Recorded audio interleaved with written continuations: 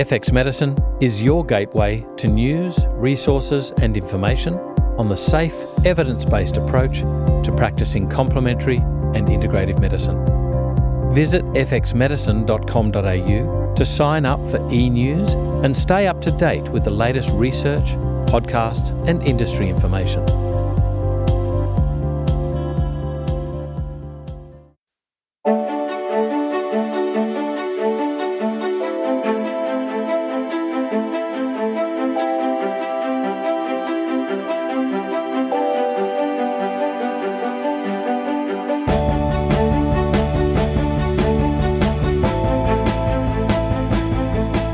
This is FX Medicine. I'm Andrew Whitfield Cook. Joining us on the line today again is Dr Lise Alschuler, who's a professor of clinical medicine at the University of Arizona, where she's the assistant director of the Fellowship in Integrative Medicine at the Andrew Weil Center for Integrative Medicine. Dr Alschuler is also the founding executive director of TAP Integrative, a non-profit, web-based educational resource for integrative practitioners. She practices naturopathic oncology out of naturopathic specialists in Scottsdale, Arizona.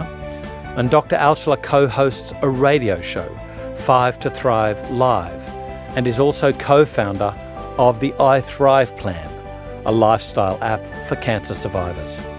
Lise is co-author of the seminal work, A Definitive Guide to Cancer, now in its 3rd edition, and the Definitive Guide to Thriving After Cancer for patients. And I warmly welcome you back to FX Medicine, Lise. How are you? I'm very good. Thank you so much. Glad to be here. Thank you so much for joining us again. I miss you. I know. We haven't seen each other in too long. I agree. Now, we've got some important things to discuss today with regards to conventional medicine updates in breast cancer. Now, I was just reading the other day for a totally different reason from our podcast, and it was basically like we had some major advances in breast cancer survival, and then it seems to have stalled. So what are the updated breast cancer screening guidelines? Well, there's been, quite a bit of activity in this regard. I think over this last year, a lot of the associations and societies have been putting out new recommendations or sort of reviewing the data and making sure that the recommendations that they're putting out are current and so forth. So there's still a little bit of difference, I would say, between one guideline group and the next. But generally speaking, so women at average risk are still recommended to get annual mammograms. And really the preference now is very clearly to get 3D mammograms because they present such more, much clearer images. So starting at the age of 40, annual mammogram is still recommended for women with average risk. If women is at increased risk, and one of the newer findings, if you will, consensus-based findings of increased risk is women with increased breast density. So breast density is now very clearly linked with increased risk of breast cancer. So a woman who's 40 who has high breast density is recommended to not only get 3D annual mammogram, but also to be considered for additional supplemental imaging, usually ultrasound, on top of that mammogram. And then that would be, of course, true for women with other reasons that have higher risk for other reasons. But for women, say, who have something that would really elevate her risk. So she's had radiation to the chest wall at an early age. She has BRCA1 or BRCA2 positivity, or really a strong family history, anything that puts her lifetime risk over 20%. She's recommended to get not only annual mammogram, but also a breast MRI, and typically that's started at age 30 or 35. Sometimes even as young as age 25 if she has, BRCA positive mutational status. So, I think that really the bottom line these days is that, and these recommendations that I just went through come from the American Society of Breast Surgeons, and but they're pretty consistent with a lot of the other bodies. And I think that what we're seeing is kind of a coming back to more regular screening, if you will. There was a little bit of a deviation for that a few years ago, but it's all coming back to, again, annual mammogram after the age of 40. Yeah. You mentioned radiation to the chest wall at an early age. What sort of radiation are we talking here? Like multiple X-rays? Oh, no, I'm sorry, radiation treatment. Yeah. I should have clarified.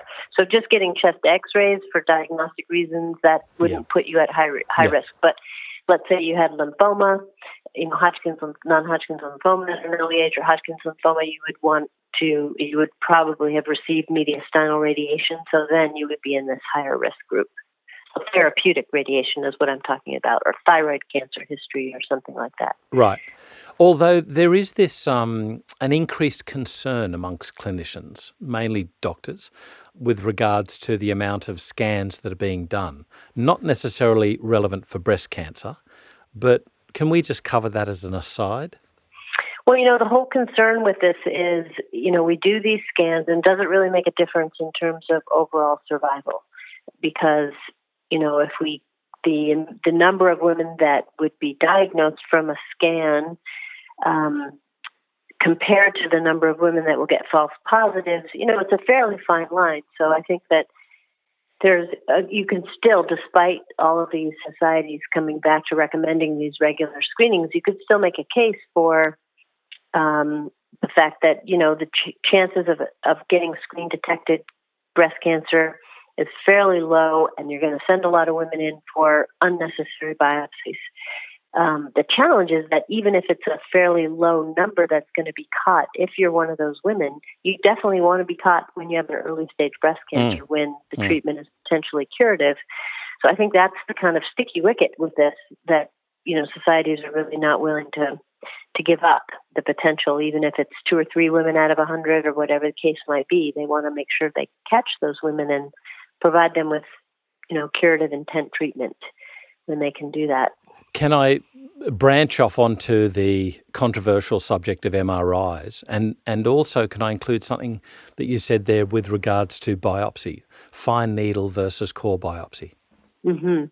So fine needle biopsy is good to all that tells you is this woman, or really man, whatever, has breast cancer. So we know that there's breast cancer here, and we know that it's invasive or DCIS, but they don't get enough tissue to do really any molecular analysis on it. So it doesn't help you get information like estrogen receptor positivity, progesterone receptor positivity, HER2 positive or negative, KI-167, which is a marker for proliferation rate, lymphovascular invasion. These are things that are really important to get up front, because those in turn help to determine subsequent treatment recommendations. So,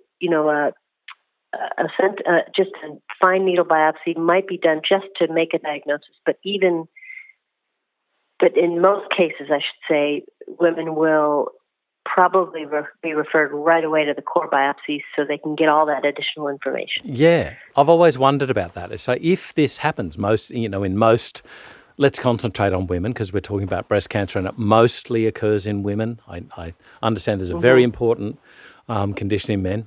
With regards to the number of women that have a fine needle biopsy and then progress to having a core biopsy, is there any point to doing a fine needle biopsy anyway? I mean, not really, unless there's a very let's say it's really equivocal. We really don't know whether, based on imaging, whether this is cancer or not. And the woman is small-breasted, and a core biopsy would take out a fairly sizable piece of tissue. Then maybe in that case, doing the fine needle is appropriate, just to determine, is this cancer and do we need to go further with it? Gotcha. But I think more and more, it's rarer and rarer that I see fine needle biopsy reports in patients. Gotcha. So there is a movement to going, hang it, let's just go to the one that gives us the information because we have a rough idea what we're dealing with. Yeah, and I think that's particularly true because one of the management of breast cancer is always changing, and one of the ways in which it's changing now is that there's a very significant movement to neoadjuvant chemotherapy. So this would be basically before surgery, women will get chemotherapy. Sometimes in the postmenopausal women, instead of chemotherapy, it might be endocrine therapy for a period of time, like a year or so, in order to minimize the extent of surgery that's needed. And so in order to do that, you really need to understand what you're dealing with and whether chemotherapy is justified at that point before you've done surgical resection. And, as I said, this is really a new frontier, if you will, of breast cancer treatment. And it's still, there's a lot of clinical studies that are not complete yet in terms of how this will change overall outcomes and whether it's advantageous or not. But, really the kind of the movement started in part because this is an effort to try to minimize the extent of surgery that a woman will need. And what about breast cancer in men? What is the sort of, relevant detection? Men aren't sent for mammograms regularly at any age. So what message do we have to get out to men to be able to reduce risk of breast cancer in males? I'm not an expert in this actually, but what I will say is that the men that are on the tightest surveillance are really, the men who have a history of being BRCA positive. So if they are BRCA positive, then they are going to be in pretty active surveillance. And I believe that they are used for, that what's used is still mammography, depending on the shape of their chest. They also get a lot of ultrasound as a way to do screening. And as far as, the frequency and so forth, I'm not, that's a little bit beyond my expertise. Yeah, but just going on that screening, would that be largely based on a family history of BRCA positive? Yeah, for the most part, yeah. Like if a man tests positive, if he's BRCA positive, then he's typically put into this. So if he has a strong family history, he should get tested. And then if he's BRCA positive, he would be put into screening. What about vaginal estrogen for breast cancer survivors? Yeah, so this is kind of interesting too, because it's becoming more and more accepted, even in kind of conventional circles, if you will. It appears that the risk of, elevating estrogen levels high enough from vaginal estrogen is very, very low. There's very little elevation of systemic estrogen from vaginal estradiol or estriol treatment. And it's a very effective treatment for some women with vaginal dryness, painful intercourse, so it can be really helpful from a symptomatic standpoint. So it's becoming, again, more accepted among conventional oncologists, which is great because it's really giving some options. Now, there's some other options as well. There's some drugs that have been, topical medications that have been developed that use DHEA instead of estrogen, and that can be very effective for these same issues. And again, very low risk of raising serum estrogen levels. There are also some interesting work, a couple studies looking at testosterone and topical application of testosterone in women taking aromatase inhibitors, and there's a suggestive synergistic effect in terms of lowering the risk of recurrence, which is interesting. Plus, the testosterone vaginally is also very effective for some of these same vaginal symptoms. Right. But, some of the latest research has really found there's no difference in women who are getting vaginal estrogen in terms of recurrence rate compared to women who are not. So that's good news for most of these women. Yeah. Now, I'm assuming that this is to allay any fear with regards to estrogen-positive cancers, correct? Right. Yes. Correct. Yes. So I didn't make that clear, but absolutely. Now, and I want to be very clear, we're talking about vaginal estrogen, oral hormone replacement therapy in women, even with early stage breast cancer, and taking tamoxifen. So tamoxifen is something that blocks estrogen receptors. But even in those women, they increase their risk of breast cancer by like 300% when they're taking oral estrogen. So that's still a no-no. And we don't know, the studies aren't long enough to say, well, does that impact overall survival? But we do know for sure that oral estrogen therapy in women with estrogen receptor positive, regardless of whether they're on an anti-estrogen type therapy or not, is not recommended. And that's true, for natural estrogens, these so-called bioidentical estrogens, as well as conventional estrogens. But vaginal estrogen, totally different situation. Okay, now I need to ask to clear up a little bit of a nuance here, and that is, what about phytoestrogens? So, yeah, it's a good question. So phytoestrogens are, they're not one size doesn't fit all with phytoestrogens. So I think of phytoestrogens as a continuum. So there are some phytoestrogens, like soy, which binds to the estrogen receptors, preferentially to the beta subtype, which is actually an anti-proliferative receptor. And in fact, soy, along with, even with that estrogen binding effect, probably more of an anti-proliferation effect, along with all the flavonoids in soy, ends up having an anti-cancer effect. And its use or its consumption is associated with reduced risk of breast cancer recurrence. However, there are other phytoestrogens that are really much more stimulatory to the estrogen receptor alpha. These would be things like medicago or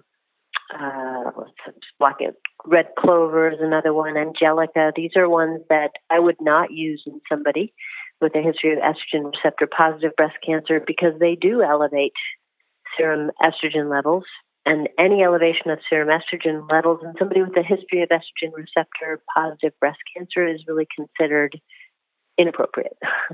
It's a really important point to make, that medically phytoestrogens are lumped together, and yet we're eating them. You really need to know about what type of phytoestrogen or flavonoid or flavonol that you're taking. Right. Absolutely. Okay, so am I right in, did I see a paper that was talking about a potential for estrogen for triple negative breast cancer, that it actually might be a therapeutic thing? I am not sure what paper you're referring to, but I know that there are. I've read some papers recently that have looked at the rate or the rather common change of tumors over time, so that tumors that start as maybe triple negative can actually later on, if it's a active metastatic disease or even a recurrent disease, can recur with a different receptor status. Also, tumors can de-differentiate, so they can start out as estrogen receptor positive and then become negative. So there's a lot of, I think, more change in these tumors than we would expect. Mm-hmm. So I don't know if that is related or not to what you've read in terms of... Certainly be a caution. Yeah, a caution, because, I think the reason I brought that up is that even though somebody is estrogen receptor negative, they might still have some estrogen receptors that are being expressed. And I think that what we know about breast cancers and, cells in general, but if breast cancer cells are in an estrogen-rich environment, they're going to upregulate receptors to whatever's available.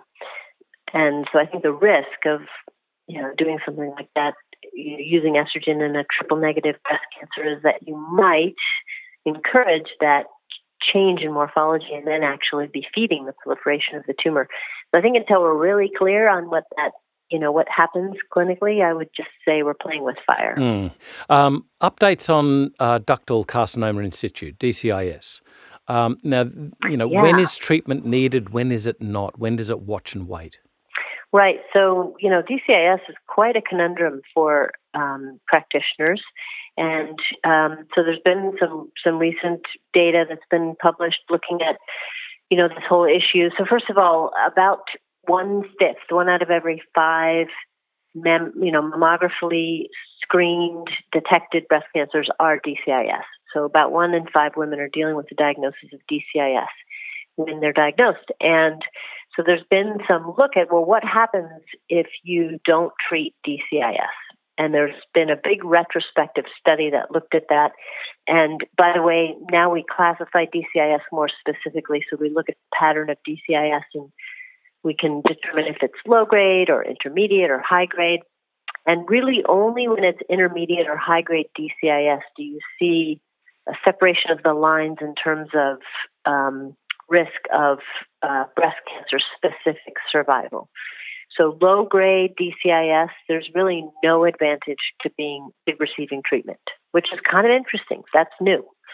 So all DCIS is no longer treated equally, and that it's, by at least this retrospective data, it appears that a low-grade DCIS is very safe to just do what's called active surveillance.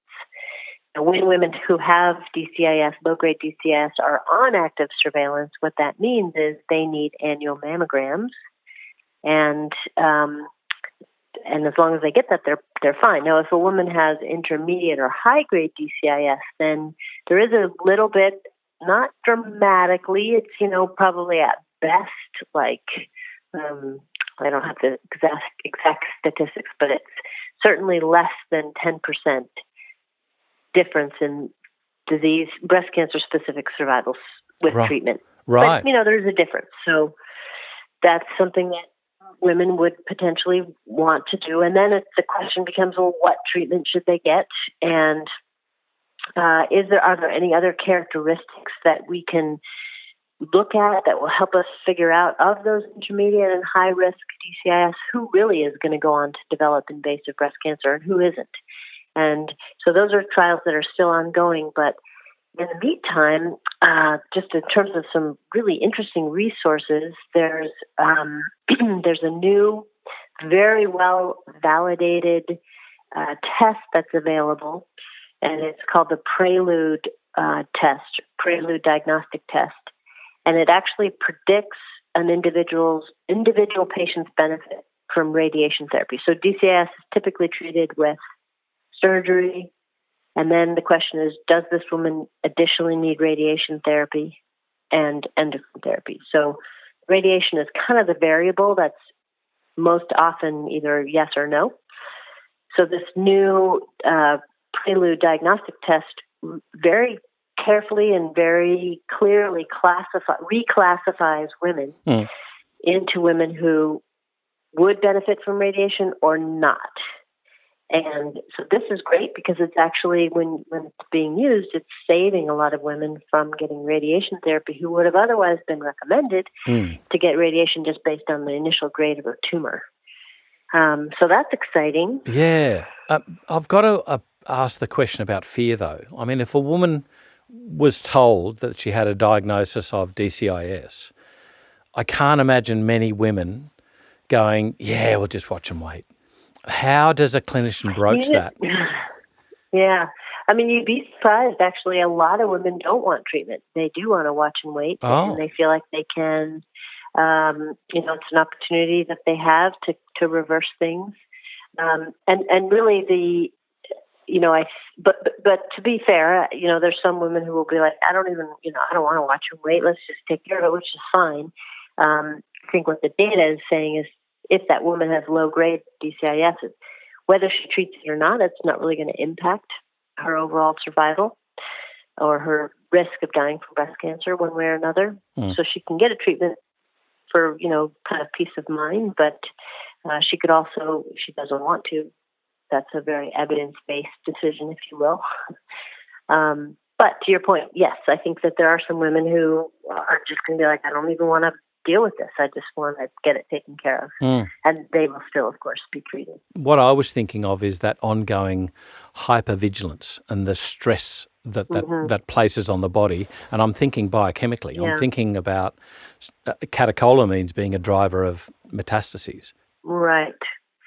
Yeah, I think that, these are good questions. And unfortunately, we don't really have I don't have a data-driven answer for that. And, I think that the main benefit or the main role that practitioners really can play for these women is to share the data with them, to really kind of give them as much information in a digestible way as possible, so that whatever decision a woman makes, she's making a decision that's based on really having a good sense of the available information at the time. So she doesn't look back later and say, gosh, if I'd only known that I didn't need treatment or that I did, so because I think that's a part of the decision. Do I want to expose my breasts to this degree of, radiation through screening on this regular of the basis? Do I want to know that I have this BCIS in my breast and I'm choosing not to treat it? I mean, those are things that she needs to put into the decision-making, whatever process that she has. Yeah. Let's move on to lymphedema. This is a big one for me because I've seen, various attempts at reducing lymphedema, and then I've also met patients who have been given absolutely no advice on lymphedema post-breast surgery. Yeah. I mean, it's really interesting. And, by the way, I had a wonderful opportunity to go to attend the American Breast Surgeon Society's annual conference this year. And I can't tell you how impressive it was to me how many presentations were focused on lymphedema. So these are breast surgeons who are causing a lot of the lymphedema. Yeah, yeah. And they are really invested in trying not to do that. And there was a lot of, a high level of recognition of the challenges that lymphedema presents to quality of life. And in fact, one of the keynote speakers was Kathy Bates, who's a famous actress. You might recognize her name. And she shared her, Kathy, and she shared her story. She has pretty significant lymphedema, and she's the spokesperson for a lymphedema society. It's called lymphaticnetwork.org, wonderful organization. And she's doing a lot of public policy work and, appealing to legislators, because in the United States, lymphedema is not recognized as a disease state, so it doesn't get covered by insurance. Oh. So the treatments don't get covered by insurance in the same way. So not only are there a lot of women who have lymphedema from their treatment, but when they get it, there's really very little options for them in terms of what's covered. So it's a very challenging situation. But that being said, there are some advances, if you will. So just first, before we get into some of the surgical advances, it's important to keep in mind that when we have patients, we need to be thinking about prevention, which one of the biggest risk factors for lymphedema is obesity. So obese women are at a much higher risk for developing lymphedema. And so anything that we can do to help women manage their weight, especially going into surgery and post-surgery, is very important. We also know that women who are sedentary have a higher risk of lymphedema. So, anything we can do to encourage women to get active is also very important. And then in terms of prevention, too, there's a great role for physical therapy, and there are physical therapists that have special training in lymphedema work, and they're really the ones that you want to try to find and get into your referral network, because these physical therapists have learned very specific techniques. They're very good at instructing patients on how to do some elements of self-massage, and they can counsel the patient about, when they can start exercising, how much weight can they lift at what point after surgery. All that's really important. So a lot of times that is not set up for women when they go into surgery. So the ideal time to start having that conversation with somebody is when they know they're going to get breast surgery and they're going to have some lymph nodes removed, or they might have lymph node removed. They should have an appointment set up with a lymphedema physical therapist or specialist post-surgery so they can get on that pretty quickly. There was also, was it physical therapy combined with, I'm going to say strapping, but compression bandaging? Yeah, so compression bandaging is really more of a treatment. That the preventive benefit of compression stockings or sleeves is still debatable. And women who have had severe lymphedema develop in their arms generally report that when they engage in something that they know would trigger the lymphedema, which can be flying is the most obvious one, but even high stress can cause it to happen. Anything that increases the oxidative stress in the body will increase the chances of a lymphedema to develop. So those women usually report that they benefit from some kind of compression sleeve, and women can be fitted for those sleeves post-surgery. But from a data perspective, the prevention value is a little bit, equivocal. Yeah. That being said, treatment-wise, it's really critical that women, lymphedema, when it accumulates, they have to get some external compression, but that needs to be done very carefully depending on how severe the lymphedema is. They might need to get actually bandaged for a while first and then eventually progress to compression sleeve as the lymphedema resolves. For really severe lymphedema, there's special pneumatic compression devices that they need. And so there's a lot of, there's kind of a order and a intelligence to how that compression is done. Would that be combined with diuretics at all? Sometimes diuretics are used, and they can be helpful, yeah.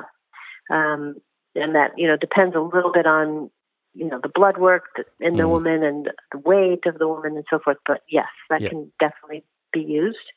Now, from a surgical perspective, there's some really interesting techniques that are just starting to make their way into kind of more breast surgeon facilities. Not all breast surgeons have the specialized training or equipment to do this, but one of the things that I'm really excited about is something called axillary reverse mapping, or it's called ARM for short. So usually women who go in for their first surgery will have sentinel lymph node axillary dissection. So that occurs by the breast surgeon injecting. Usually it's a blue dye or sometimes a radioactive tracer, but injected into the breast, and then they open up the axilla enough to see which nodes are blue. So they're collecting the dye. Yeah. And those are kind of the first nodes that collect from that tumor, and those are the only nodes that are removed. If those nodes are negative, the surgeon doesn't take any more axillary nodes,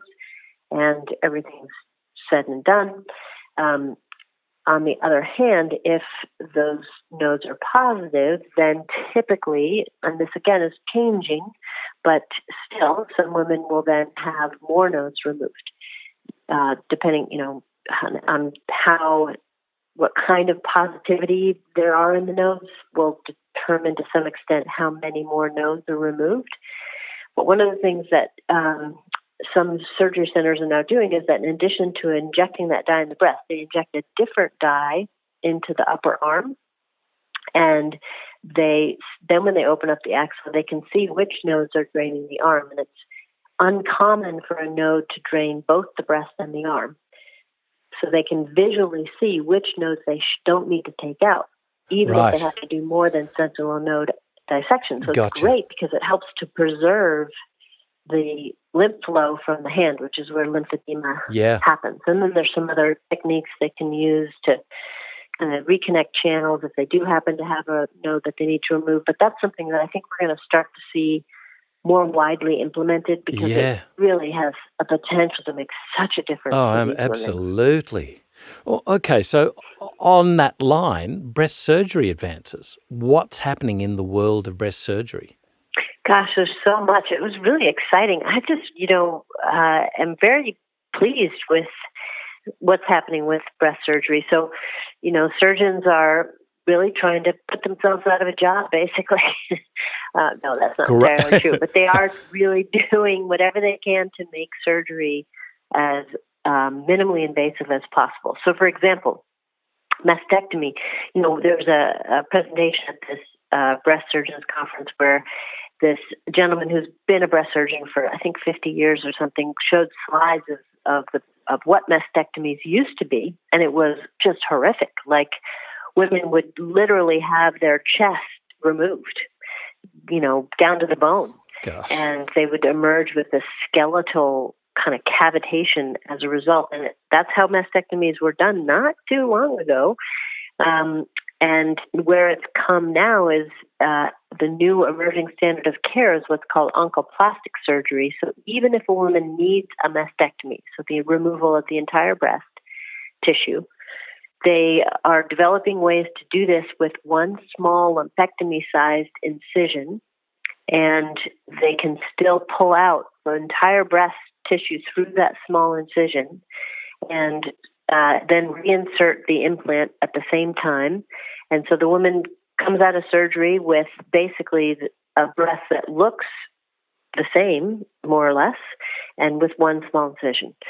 And that is just tremendous. Incredible. And that's, not all tumors qualify for that, but there are some all the way up to a certain size. Then there's robotic surgery, which is really interesting. This is definitely not widely available yet, but with robotic surgery, through that small incision, the robotic kind of arm, if you will, goes in, and the surgeon is operating this robotic arm. But what this allows is the surgeon can actually see with magnification the inside of the breast tissue.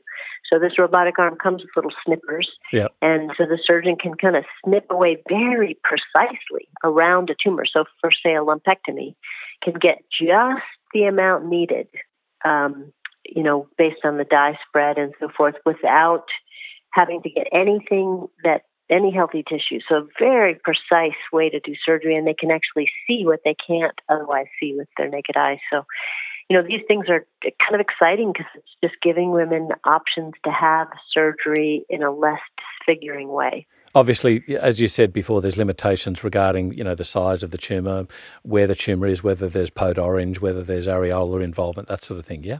Yes, right. Yeah. Yeah. So, and just the availability of it too is still limited. So depending on where a woman is, has to get her care, the center may or may not offer some of these techniques. But it's good to be aware of as practitioners, because if women has options, and these are some of the questions that she can ask and look around to find, especially the oncoplastic surgery if she's looking at a mastectomy. What about intraoperative ketorolac? Yeah, as you say, ketorolac. We say ketorolac over here. Yeah, this is really interesting too, because I'd heard about this a while ago, and then this last year there was a study that came out. So ketorolac is an anti-inflammatory, basically, and it's given intravenously. And we know that inflammation is really the driver for tumorigenesis, because it creates that inflammatory tumor microenvironment, which unleashes the proliferative potential of cells, creates that invasiveness, all the things we don't want to have happen. So there's always been a concern that when a woman is undergoing surgery, it's a very inflammatory event, not necessarily at the time of surgery, but in the healing process. And could that then encourage later metastasis if there are, some breast cells that were left behind, because now they're in this very inflammatory environment? So the idea has come about, what happens if we give a very strong anti-inflammatory just prior to surgery? Would that impact this risk of distant recurrences? And the most recent study on this actually found that there was a 45% reduction in the risk of distant recurrences when one dose of IV ketorolac was given just prior to surgery. And this was most evident in women who were obese. Or overweight. So women who had a BMI of over 25, which makes sense because obese women have more inflammatory cytokines, so they're more likely to be affected by this, especially with leptin. Really should definitely ask their surgeon about this. Ketorolac is basically just a COX-1 and COX-2 inhibitor, and there's been some other research that's shown that ketorolac specifically inhibits some of the cytokines that are directly involved in cell motility and adhesion and invasion, so really kind of designed to prevent this kind of inflammatory-induced invasiveness. And all of those cytokines, by the way, are also specifically upregulated by leptin, which is why the obese women are at higher risk for this effect. There's studies that are looking at this and have so far shown similar benefits for ovarian cancer. So women getting ovarian tumor removals also have lower risk of recurrence with pre-surgical ketorolac, and lung cancer too. There's some good data there. So I hope we start to see this kind of filter into being standard of care. But I now encourage, if I have the good fortune to see somebody before surgery, I encourage them to talk to their surgeon about their willingness to do a dose of IV ketorolac. There's no doesn't appear to be any adverse effects of the ketorolac on the surgery or the surgical outcome or complications. Okay. What about long-term anti-inflammatories post-surgery to reduce the risk of recurrence? Yeah, and it does, beg the question, right? So we don't have any good clinical data on it, but I certainly think that should be a mainstay of our integrative approach. Yep. And for the post-surgical period, I'm all about high doses of bromelain, for example, very specifically to try to minimize this inflammatory cytokine milieu. I even sometimes go so far, if there's no bleeding risk, to recommend non-steroidal anti-inflammatories over the counter, NSAIDs, or, going back to some of our integrative therapies, essential fatty acids, I think, have a really important role in reducing post-operative inflammation. I think probiotics have a role in this, and I think these are all really doable, important therapies post-operatively. Now, we mentioned, estrogen positive receptor breast cancers before. What about triple negative breast cancer? Is there any major advances in treatment of triple neg? So, triple negative, major advances. Well, there are some newer trials that some of them are still going on, but there's some new combinations of chemotherapy drugs. I think one of the more exciting areas is immunotherapy for triple negative cancer combined with chemotherapy, and there's some good initial trials that are showing some pretty good responses for those women. And, because of course these women are, it's unfortunate in some ways because they don't have that hormonal-based target. So the only thing they have going for them, or the only thing they have available to them, I should say, typically is chemotherapy. But with the addition of immunotherapy, it appears that there's more durable response to chemotherapy and a greater response rate. So in other words, more women appear to respond to the chemotherapy. So I think that's kind of a big direction that triple negative treatment is heading. Now, you were mentioning the BRCA previously. What's going through my head is this, genetic testing that's freely available to the consumers. And this is fraught with difficulty because of accessibility without appropriate counselling. So what's your thoughts on consumer genetic testing, and can it accurately identify, and indeed should it be used to test for BRCA, for the BRCA genes? Yeah. It's super tempting, right, to use these consumer genetic tests to just avoid the whole issue of having to get the insurance to cover the BRCA testing and all that. The problem is that there was actually a study that looked at the accuracy of those consumer-based tests, and there was an extremely high false positive rate. So there was actually a 40% false positive rate. And so the only thing these tests were 100% accurate for were what's called the founder mutations in the BRCA gene. But the evolution of BRCA testing has, evolved many times. So even if you were BRCA tested 6 years ago, you probably need to get retested because the test is now testing for different mutations. So the testing has gotten a lot more sophisticated, but these consumer-based testing have not kept up. And so they're very inaccurate in terms of false positives. And it's because of the way that they test. So the consumer-based testing is basically using single nucleotide polymorphism arrays, and they're not doing full genetic sequencing. So they're not able to really pick up all of the potential variants. So I think it's basically 2/3 of the BRCA mutation variants that are associated with increased risk are not picked up as well from these genetic consumer-based testing. So it's really not a good way to screen for these BRCA mutations. What about tailoring results with regards to chemotherapy as well? You're talking about these newer advances which can reduce the severity, if you like, or the extent of surgery. What about being sparing with chemotherapy? Are there certain women that can be spared or have less dose?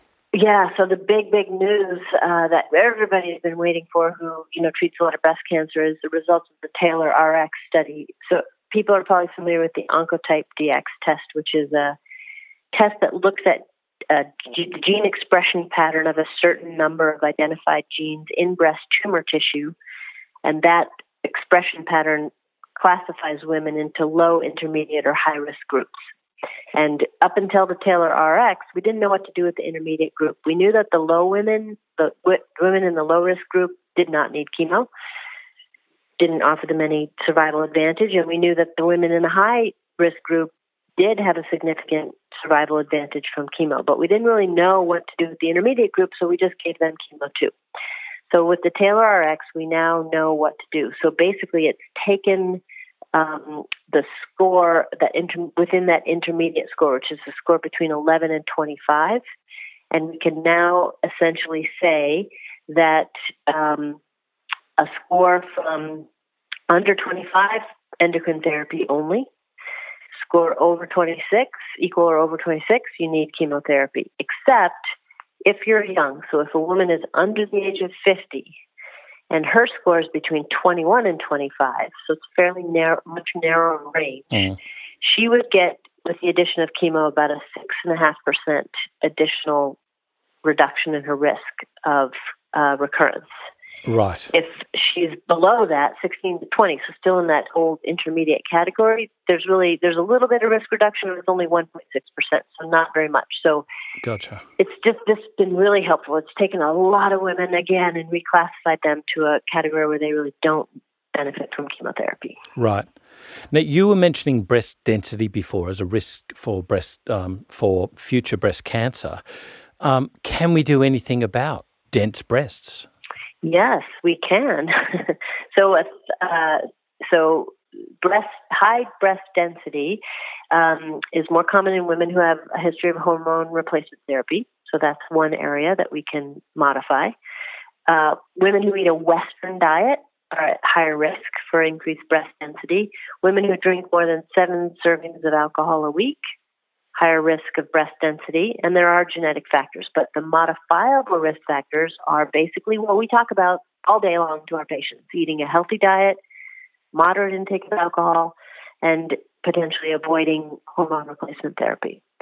And if a woman is really high risk she has really high breast density, she actually could be a candidate for tamoxifen therapy. Tamoxifen therapy reduces breast density by about 10%, but Right. that translates to about a 63% reduced risk of recurrence. So, there's some potential there. But generally speaking, Mediterranean diet, decreased alcohol is kind of the mainstays. Gotcha. Okay, just a point on that tamoxifen. So, tamoxifen's got basically a time of, let's say, confidence. And outside that time, there's a veil drawn over it because it's a selective estrogen receptor modifier whereby it blocks estrogen at the breast tissue but doesn't block estrogen receptors in the uterus and can lead to subsequent issues with the uterine lining. So with regards to that preventative tamoxifen therapy, if you like, is there a caveat there to how long they can take it for? Well, I think they would take it really only as long as they needed to get the breast density reduced. Right, I see. And that would not be my first therapy, by the way. I just mentioned that because that's that's what conventional oncologists, that's the tool that they would have. Yeah. But, I think from an integrative perspective, we would go to the diet first, but that is potentially out there. Speaking of tamoxifen, I just want to throw out one thing, which I'm excited to hear about. I can't wait for more data. There's a little trial that was presented in 2018 at the San Antonio Breast Conference. That's like the big breast conference where all the research findings are presented. And it's a retrospective study, which is not the best study design, but it indicated that low-dose tamoxifen, so normally tamoxifen is dosed at 20 milligrams a day. So it's what I call very redundant dosing. It's, way more than we need to block all our estrogen receptors where they are blocked by this drug. And so in this retrospective study, they found that a dose of 5 milligrams of tamoxifen may be as effective, enough so that they're proposing some prospective clinical trials. So we'll see, because that would be great. Yes. If we could lower the dose, theoretically improve tolerance, less harmful than mitochondria and all those good things. Yeah. What about iodine? I remember an very old trial, forgive me, not a trial, a paper talking about iodine, and I do believe in this very old paper it was Lugol's solution which was used, but I remember something about it being used for non-cyclical mastalgia. Yeah, so speaking of iodine, I actually, there was just a paper that I was circulated to today that I just saw. This was a randomized pilot study. It was really kind of two studies in one, but they looked at two groups of women. One were women with early stage breast cancer who were managed surgically, and they gave them 5 milligrams of iodine and then surgery. And then they had a second small group of women, and I'm talking like, I don't know, there's like 15 and 17 or something in each group, small group, advanced, so stage 3 breast cancer, getting chemotherapy, and they also got 5 milligrams of iodine. And although this is a small trial and we still don't know really what this tells us in terms of overall survival, in the women, advanced stage breast cancer women who were getting chemo with the iodine, in this 5-year disease-free survival rate was significantly higher than in women who did not get the iodine. And there was an indication that that effect was also seen in the early breast cancer stage group. So it appears that 5 milligrams of iodine, might actually be beneficial. And these researchers are going to go on to a phase 3 clinical trial in advanced breast cancer. So I'll be looking for that for sure. I just want to caveat this to say that there's other research prior to this that has looked at various iodine dosages. And generally speaking, 5 milligrams is within what we call the safety range. So you don't get thyroid storm effects. You don't have disrupted metabolism in a deleterious way. So it would generally be considered a safer dosing. So this is not justification for high-dose iodine therapy. I know some alternative practitioners recommend, 100, 200 milligrams of iodine. Way too and I high. think that personally is very dangerous and not what this study is about. But it's encouraging. This is, I think, encouraging data here. So, well, that's really exciting. But can I ask, though, that was used 5 milligrams over what period? Orally. Orally? Orally. And this was a month for the early stage and for 170 days for the advanced stage. Gotcha. So, over about 6 months or so. That's really interesting. Just a last question, Lise, and that's, I mentioned it before, the MRIs. So what is the risk of contrast MRIs? Yeah, so this is, kind of I hear this, I don't know if you run across this, but I hear this from patients who are needing to get breast MRIs because their tissue is dense and the mammogram isn't good enough. And so their kind of screening tool of choice is breast MRI. So they get concerned because the contrast agent used in MRI, ganodilinium, is deposited in the brain. And there's been a few reported cases of people who, have cognitive issues, they feel, as a result of this deposition. And the reality is we don't really know, what the impact of retaining gadolinium over a long period of time is. We know, for example, that the risk of Parkinson's disease increases about 4% per contrast MRI. So whatever your starting risk is, that's relative risk. So that's not a hugely impactful number, but it does obviously say there's some negative impact on the brain. So that's kind of a concern, but I think that right now what most surgeons anyway are saying is that the risk is not great enough to not get the contrast MRI. Now the alternative is a non-contrast MRI, and the sensitivity for that is actually pretty high. That's about 97% sensitive for breast cancer detection.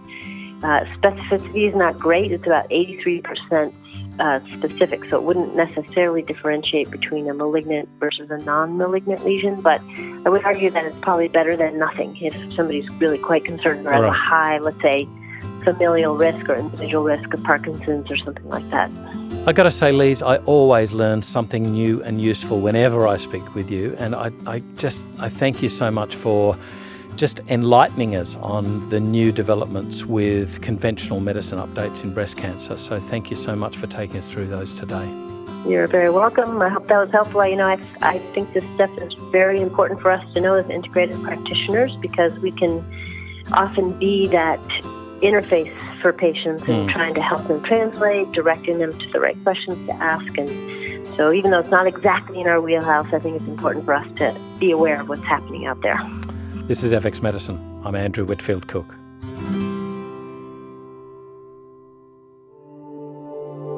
If you're loving our FX Medicine podcasts, please don't forget to share us with your colleagues, family and friends.